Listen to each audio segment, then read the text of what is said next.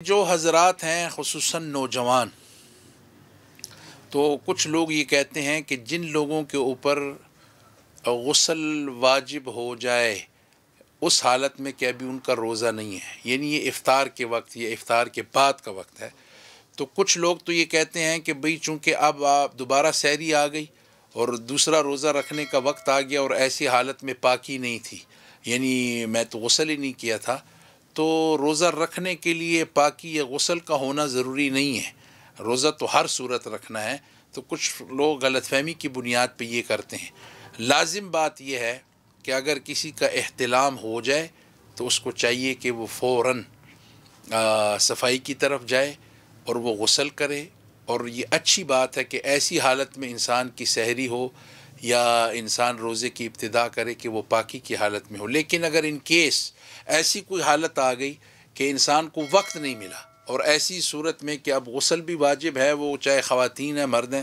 تو ان کے لیے یہ چاہیے کہ وہ فوراً کم از کم اتنا تو کر سکتے ہیں کہ لوگ وضو ہی کر لیں اور وہ گڑگڑے کر لیں، وہ ناک میں پانی ڈالیں، اس لیے کہ یہ معلوم ہونا چاہیے لوگوں کو کہ روزے کی حالت میں چاہے آپ پہ غسل واجب بھی ہو تو اس حالت میں گڑگڑے کرنا، ناک میں پانی ڈالنا یعنی کھینچ کے ڈالنا، یہ منع ہے۔ اگر آپ نے غرارے کیے ایسی حالت میں تو آپ کا روزہ ٹوٹ جائے گا۔ اگر روزے کی حالت میں کسی نے کیا، کسی نے ناک میں پانی ڈالا اور اس حد تک ڈالا، کھینچا کہ وہ جس جگہ پہ کے اوپر ہڈی تک ناک کے وہ پہنچ جائے اور اس کی وہ محسوس ہو،